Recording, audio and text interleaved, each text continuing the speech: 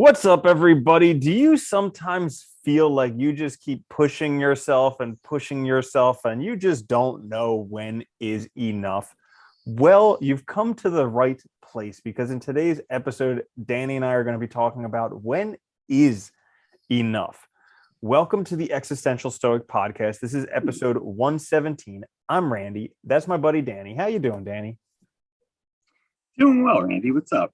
Yeah, I think this is a good topic. I think because I struggle with this all the time. You get caught. You want to. It's like you always want more, right? So it's like, but you can work yourself to death doing that too, and not do anything else. And it's like, how do you balance? It's about balance, I guess, but it's hard, right, to find that balance in life.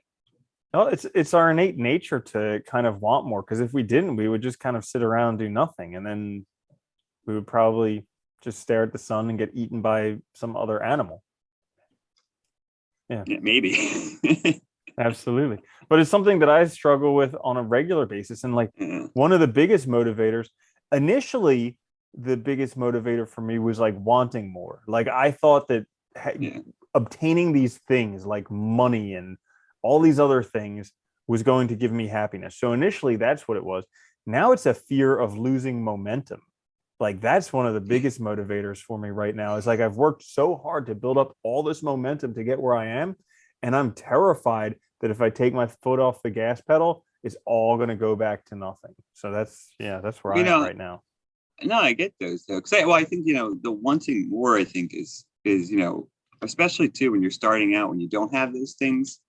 Getting more money, being successful, all that, it adds a lot of value to your life and makes you feel more in control. And I think there is a lot to be said for that. So there's that side of it. But, that'll only take you so far too. And I think the momentum thing is also interesting because, it can be terrifying, feeling like either like, not so much like if you stop, everything will just come crashing right down instantly. Like it'll fall apart very quickly. And I get that too. Yeah, it's a And terrifying feeling. because I've done that previously, like I've built up pretty successful stuff, and then I was like, oh, I've made it. Let me just stop here, and then it just all collapsed. And so, like, I don't want that to happen again. I got some PTSD about that. I think anymore too, man, especially like with things move very quickly nowadays too. And I think it can, like if you sort of deviate or take too long of a break from stuff, it can really fall apart quickly nowadays, which can Mhm. be very stressful in itself, you know. But it's hard to know too. Like it's just hard sometimes, I think, too, like to you want to get work done, you want to move forward. And it's like, especially when you have like a larger goal, you could theoretically work all day, every day on it. And if it's a large enough goal, you'll be working at it for a long time anyway. So it's like, it's hard to say, like, okay, when did I do enough today? Right. Or when did I do enough this week? What looks like a good week to me? Or what looks like a good day to me? And I think that for me is a big struggle because it's like, if I don't have a clear idea of that, I'll keep pushing myself, but you burn out then, right? Where if you work, if I work till 2 every night, because I get some time, especially at night, it's very easy to work. But then, I get up at 6:30 and it's like, so if I do that too often, I'll burn myself out and then it's worthless. Yeah. Yeah. Well, we've talked about this before, how like we used to get bored. Like there used to be not enough to do. Yeah. This was pre-technology, pre-email, pre-cell phones. You just get bored, you know? Yeah. Nowadays that boredom doesn't exist because anytime you're not actively pursuing something, just mindlessly scrolling through Instagram or Facebook or answering Yeah. emails or notifications blowing up your phone all day. So like we don't have that we don't have that Notifications. boredom anymore, and we have this constant never-ending buffer. So it feels like we have to Yeah. empty that out. Like it should be at zero and it never will be anymore. So like this Yeah. urge to constantly keep doing, because we're like, oh, if I do more today, it'll get closer to zero tomorrow, and it never ever does. That's a good point. I think that is true. Like the wanting to clear all that stuff out, wanting to sort of get it down there, but then it never will. So you're always going to have more to look at or more to do with those notifications and stuff. I do hate that. Email was like, I remember when email first came out, when that first started and got really bad, it was like that. You'd open up, there'd be so many. It's just like, every day trying to deal with all of them. It is hard. I think, oh, what was I just going to say? On top of that, too, I think it's just difficult too to like Also sometimes balance everything and manage it so that you can get what you need to done, but also pay attention to the rest of your life. Because I think we get caught up too in focusing on like one very like narrow idea of what progress looks like or what success looks like, right? Where it's usually about like achievements, financial success, things like that. And we do forget about the rest of our lives. And that can be really problematic as well, because even though you might make a lot of gains, you don't really have a whole life, right? And that can leave you wanting in other areas. Yeah. And that kind of reminds me of an activity that I've done when I've been feeling overwhelmed. It's a two-part activity. So first is figuring out what your goals are. So going back to places in your journal where you've written down your goals, take some time one morning to write down your goals again so that you can kind of get clear on what's important to you. So that's step one. And then step two is write down everything you're up to. Because I Ooh, guarantee you it's going to be like 60 things. yeah. And most of them are not in any like concordance with your goal at all. So that whenever I get feeling overwhelmed and like really burdened by life, I don't have enough time to do all the stuff that I need to do. I do this activity because my goals are very, you know, I've been writing down my goals regularly for many years. And so they're pretty darn clear. Like I know the direction I want to Yeah, go, yeah, but oftentimes I get sidetracked doing all these secondary activities. yeah. And so I have all these things that I'm doing and I Uh, never have enough time to do all of them and they don't line up with my goals. And it's totally cool to continue doing them, but I just have to realize that I'm sacrificing my goals to continue doing them. So yeah, that's like a nice recognize the clarity trade-off. exercise. Yeah. I like that. That's a good one. It's funny too. I was just thinking about this the other day as well. It's like I have this experience all the time too, where like I'm working on something, or like I have multiple, say, a couple projects or a few projects you're working on, right? And it's like I stress myself out thinking I'm not going to get to the next one, or I'm not going to make enough progress on the next one. And then it's like a week later, I feel totally better because I realized, oh, I was making plenty of progress and it's just fine. But it's like in the moment, does that make sense? Where like you stress out about how fast you're going, or you feel like it should be faster. I don't know. I'm terrible with that. I have a shitty, really terrible conception of how long things should take in my head sometimes, like where I don't know why. I've never been good at that. Like I always think it should be like quick, and it's not. I'm pretty sure everybody's in the same boat where Yeah, we all think it's going to happen a lot faster and it's yeah, just never happening fast enough. Dude, I'm in the same boat with everything I'm up to right now. I'm like, this should be happening yeah. sooner. Why is it taking me so long? I don't have this much time to do it. And it's like, and then I sit back and I think about it. I'm like, I have my whole entire life to do it. Like, just Yeah. ease up just a little bit. It doesn't need to be done immediately. Well, it's funny too when you really think about it too. It's like if you know, like say, like I don't know, like you're working on something you think is going to take a year. It's like, well, then a day or a week, like how much progress do you expect to make in that day or week? Like what does that even look like? Because it's such a small portion of the overall percentage of the actual year and that your time to work. And I think the when is enough question is also hard too, because I think when we're too focused on that progress, we also don't ever take any breaks. Like, I mean, I don't know. I'm sure you do too. Like, I work pretty much 7 days a week usually. Mhm. I've been trying to be more diligent about giving myself like a whole day. But like, even when I do that, I still end up doing something for a few hours. Like, it's still hard to not, it's like very Dude, difficult. I Yeah. same boat. So I've been going 7 days a week for like over a year. And actually last month, I was like, I need to take a vacation. So I took a weekend and I took a vacation and I had a panic attack because I didn't know how to stop. But see, that's the issue though, right? Because like then you know, it's like, so how do you balance? This is my other worry, right? Is if that's the case, how the hell do you balance the other things in life that are important? I think this is like, I'm sure this is a struggle everybody must have all the time, because it's hard to know. We all want to get to where we imagine ourselves being now. We want it right now. So you want to push to do it.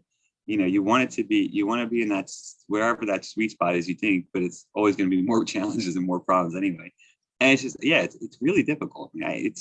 That's one of the hardest things too, is like not knowing what to do with yourself when you have time. You give yourself time. Hmm. That's funny. Yeah. Yeah. Maybe I read a long time ago that you should schedule your play and then fill in your work Yeah, I around agree. that. Yeah. Like schedule your vacations and then fill in your work around that. Because if you don't schedule your vacations, they'll never get done. And that makes me also seem like maybe you need to actually have some activities planned for those vacations, like not productive Well, business type activities, but yeah. scuba diving Well, or that's whatever.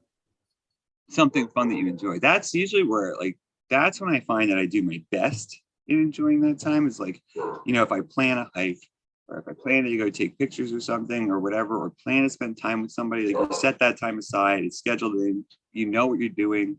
So you're engaged in doing that, you can kind of focus. But if you just kind of like take time off arbitrarily with nothing to do, it's like I think that's the issue because you're too used to doing stuff every day. You don't want to just sit and watch TV all day, or you don't want to just sit and do nothing. Well, It dude, I gets don't want to it sit gets and too watch hard. TV ever because I've rarely ever gotten anything of any benefit watching TV. So it's like, like if I'm not busy working, I think my hobby activities are very related to my work activities. You know, Makes sense. Yeah. and Yeah. it's Yeah. tough The to take wrong a with break. that, it's funny too. It's like I feel like too like all my hobby activities too are also trying to learn things as well. Just like Hmm. I feel like that's all I'm doing all the time. So it's like I guess that's the other side of it too. Because there's always more to learn. There's always more to do. And it's like, yeah, it's like how do you sort of turn that off? And I think part of the fear is too, though, like you said earlier, like when if you are depressed, right, you're doing nothing. And I think that's the other fear, right? Is that, like that comes also from doing nothing. So you want to keep going. And it's like you don't want to lose that momentum. Yeah. Hmm. Yeah, you gotta stay busy, but not too busy. And also like knowing what is busy enough. And clearly it's something that varies from person to person, but I struggle with this on a regular basis where it's like I want to do the best that I can do. And rarely ever do I actually feel like I'm giving 100%. Like whenever I'm doing my utmost, I'm Yeah. like, well, if I really try, I could do even a little bit more. And so there's always like, well, am I Yeah. actually giving? And so I figure, yeah, benefit of the doubt, I'm giving most of all that I can. But it's like, when is enough with that as well? I think one of the hard things is really getting clear on is finding that metric, that way of sort of evaluating and then holding yourself to it. Like I think because maybe that is part of scheduling in that time to take those breaks is that you're also telling yourself that it's okay at this time to do this. It's almost like, it's almost setting that block aside, saying this is what this is for. You're making it purposeful still. I think that's part of the fear, right? And it is really hard though. I don't know. It's a very challenging question. And even trying to find a metric can be different for everybody, right? So how to evaluate that is hard. I think going back to your goals is crucial and maybe having clearer sort of timelines would be good too. But it's yeah. Yeah. Well, it's kind of like I try and figure like, am I doing everything that I want to do by the time I die? Like that's because that's a pretty finite metric. It's like I have a certain Yeah. amount of years here on Earth.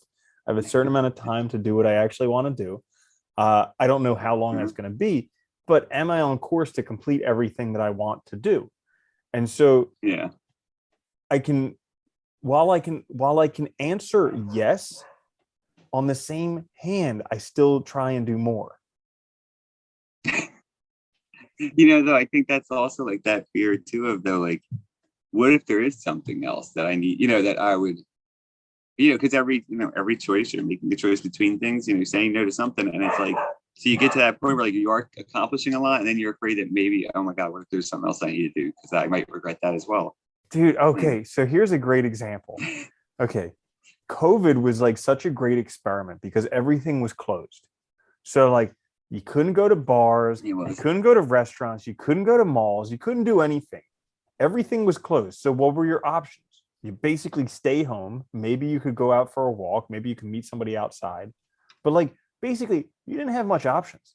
And dude, I was No. thriving in that because I knew I Yeah. was I was stuck at home. I'm learning, I'm working out, I'm improving my Yeah. life, I'm doing all this stuff. Now that things are open again, it's like I have all these options. I could go to a movie, I could go to a Yeah. bar, I could meet friends over here, I could go out to dinner. And now it's like everything feels like I feel the fear of missing out of all of that. All this stuff that doesn't really matter that I lived with for a year or Yeah. more didn't cause any problems. Now it's like, oh, I'm missing out because it's available out there. I could miss something. Well, that's the other funny thing. I was just talking about this with somebody else too this week. That was for me, it was a great year too. I really, and I think probably for a lot of people, it's probably like, very eye opening about who you are as a person and what you really want and all. And it's like, then things are starting to open back up, and you know, do you want to though miss out on everything too? That's the other side of it, right? Because I think there's always that fear where, like, I think part of me would be happy just being by myself, doing work and focusing on that. But like at some point, I think that's also not a good or healthy thing either, totally. So it's like you don't want to, because you want to have like other people and other things in your life, and it's making that time and finding that balance is very difficult.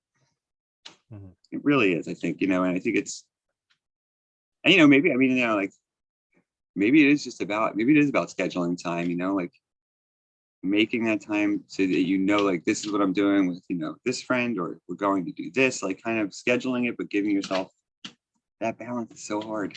Okay, so what I'm thinking of is All right. there's that quote that says we always overestimate what we can do in a year and underestimate what we can do in a decade.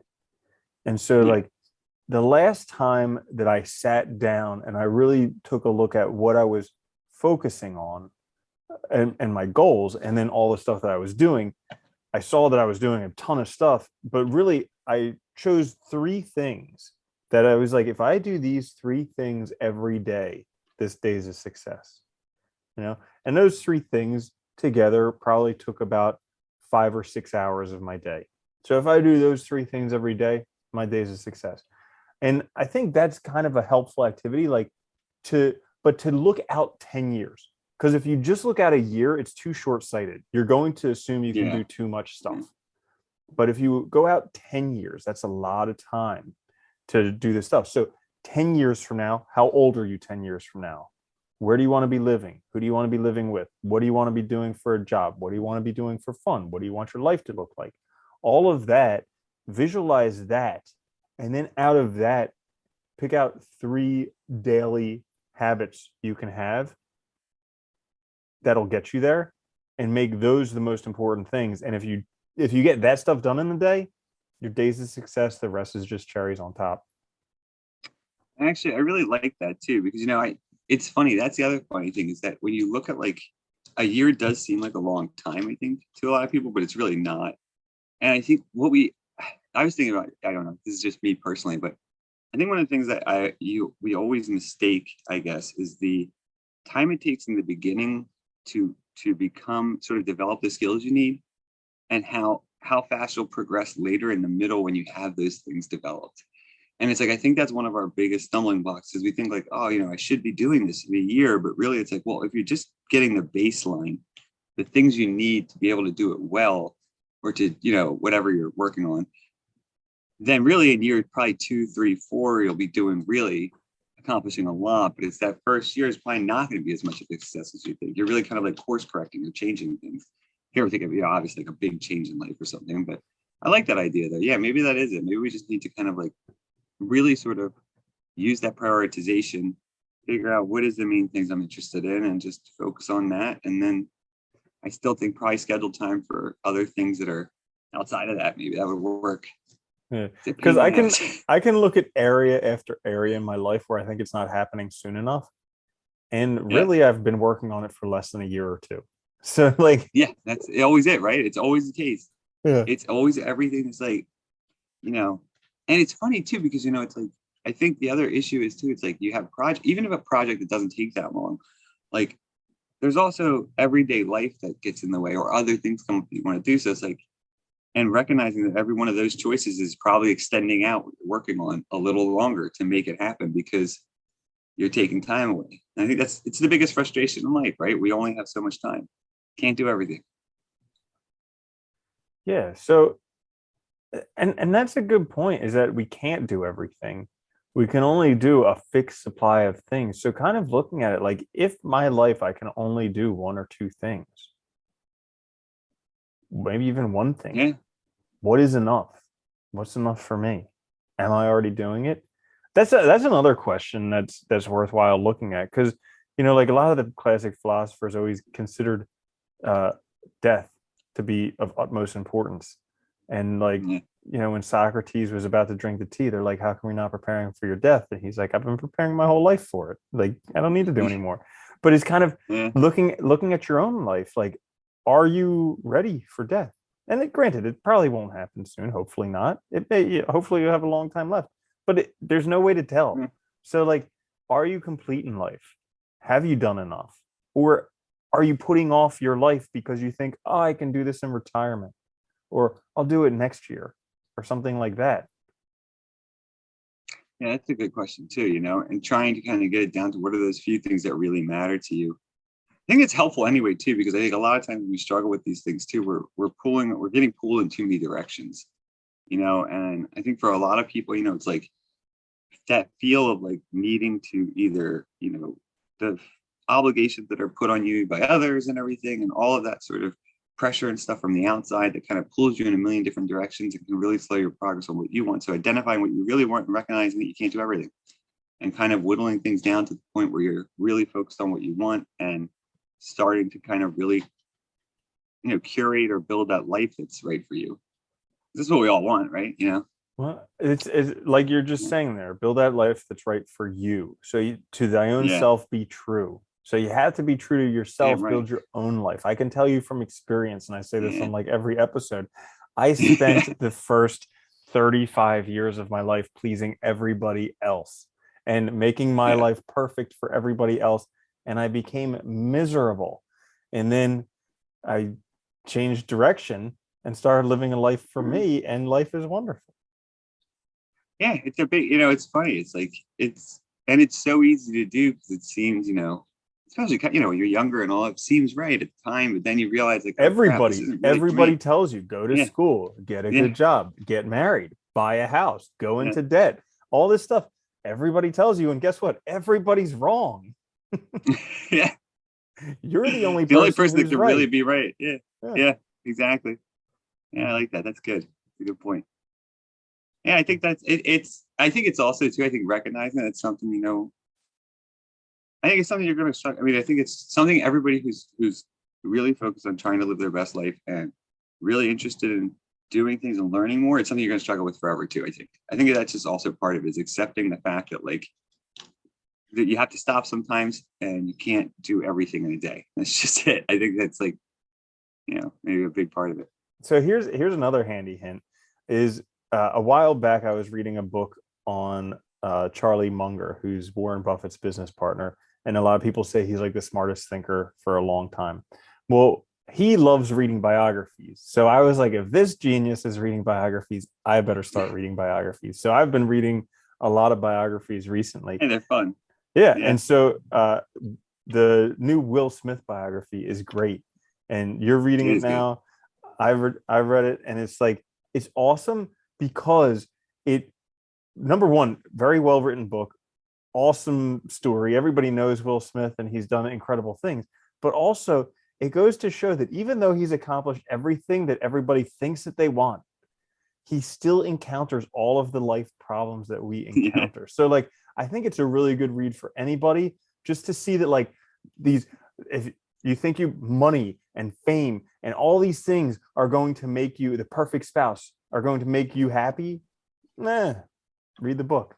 yeah. It's funny too. I'm glad you mentioned it too, because it's like, you know, I study in philosophy, man. I've read so many books by all these great philosophers, and it's like it's interesting to see that, like, even for all these people that seem to have the answers pretty clear in their heads, it's like those everyday problems we've been struggling with forever. Humanity's always faced them. Every individual faces them. And I think that's important too, because it kind of does take the burden off a little bit, right? It makes you feel like, okay, it's it's a work in progress, right? You're constantly doing it. It's something you're going to constantly struggle with, but it's better to keep trying to get to that point where you find it than to not try. I think that's an important point as well. Yeah. And it's also cool to read these type of books where you read about other people's lives, because you start to see that everybody's going through this stuff. And then when you have problems, you can laugh and be like, yeah, of course that's a problem. Like the other day, I was blowing this little thing totally out of proportion. Like Yeah. it matters in the grand scheme of my life, it mattered so little, so infinitesimally that pretty much it didn't Yeah. matter. But to me, it was like this was like life defining, and I was completely blowing it out of proportion, and it would cause me to be stressed out for like over a week. And Yeah. it's just one of these things. It's like really doesn't matter in the grand scheme of things. And fortunately, I was able to see it during it. I was like, I know this is teeny. I know it doesn't matter, and yet it's stressing me out. This is funny. I just need to laugh about it. I think that sometimes it's all we can do, right? It's just laugh at ourselves because we have to, Mhm. because we get so worked up about everything. Yeah, I think it's a good point. Yeah, maybe just laugh at yourself. That's a good way to look at it. Mhm. Yeah. Oh, and here's another Yeah. exercise. When is enough? Uh, and another exercise to look at it would be like right now, this is enough. So like Yeah. imagine that this is enough. Whatever you're doing right now is enough. Because there's a I mean, what if you can't do anymore? Maybe you can't. Maybe you can, probably can, but maybe you can't. So like if this is enough, can you be okay with it? And then how to improve on it Good if one. you wanted to. Well, that's a lot of it too. Is like a lot of what I read too is like getting comfortable with what you have now, seeing that, being grateful for what you have now. I mean, gratitude is always important, right? And like getting to that point where you can kind of be happy with yourself now and see all the other stuff is just kind of like additions or add-ons, but not necessary for the happiness or anything. Yeah. Okay, great. So I almost just bought a PlayStation 5 the other day. Like Oh, I've really? been oh dude, I haven't bought a You've been place teetering on this, even on this for tyrant years. for like For for years. like 3 years. It feels like. Yeah, because I used to love playing Destiny on PlayStation 4, and I knew the PlayStation 5 was coming out. And I was like, well, before it came out, I was like, maybe I should just get a PlayStation 4. I can play some Destiny. Then PlayStation 5 came out. You couldn't get it anywhere. Now the store near me Yeah. finally has PlayStation 5. So I saw it and I was like, Wow. oh, I should get it. And then I'm looking at the games and I'm like, there aren't even any games here I want to play. Like, this is Yeah. ridiculous. But it's knowing when is enough. And oh, what I wanted to say with that was this around the same time, I started doing this exercise where I just go around my room once a day and look at the things that I have and be grateful for them. Like, Good. because Nintendo Switch, totally grateful for it. Love Yeah. playing on that thing, Lots of fun. computer, cell phone, weights, all these things, coffee, like these things that I Yeah. take for granted every day. But when I stand up and when I just walk around my room and look at these things that I can be grateful for, it very much changes my perspective because I realize how much abundance I already have in my life. And there's not that it changes that wanting more to just being like, wow, there's already so much here. You know what the other thing too is, I think also, and I did this the other day, was when you're working on something and you feel like it's not progressing fast enough, being grateful that you're even able to work on it, or you're even able to do it. I think, it's like getting that perspective, taking a step back and looking at these things from a standpoint of, you know, you weren't doing it before. And if it's something you really want, you are now. So at least be thankful that you're doing it and you're able to, right? Rather than stressing yourself out about where you're going to be with it. I think that's a good way to think. I think that it's very hard that we'll all struggle with this because it's just that it's that kind of like a difficult balance between, always wanting more, always wanting to improve our situation, but also at the same time being aware that our situation's good and what's good in that situation or what's like going well for ourselves at the time. I think that's important too. It keeps us kind of from getting too off track or too caught up in one direction and losing sight of things. Yeah, it's partially the journey and destination type of thing, where like most of Yeah. the time you're going to be spending on the journey. When you finally get to the destination, yeah, sure, it may be cool, but you may be disappointed, but whatever it is, it's not going to last for very long. So like No. we all get caught up in wanting the destination, but it's really the journey that's important. And really, if you're working on things that are important for you, like if you're in the direction of destinations that you want to be, then you're already doing it. I like that. Yeah, it's true. Mhm. Yeah. So, anything else you wanted to mention about when is enough? No, I think that's good. I think this is enough. Sorry, I might say that. was good. That was good. I like that. This is definitely enough. All right. Yeah. Well, everybody, thank you so much for joining us for this episode of the Existential Stoic podcast. When is enough? I hope that you're able to find something helpful for yourself so that you too can help determine when is enough. Thank you so much for joining us. If you did enjoy it, check us out on YouTube, also on the podcast services. Like, share, subscribe. We will catch you guys next time. I'm Randy. That's my buddy Danny. I'll see you later, Danny. Later, Andy.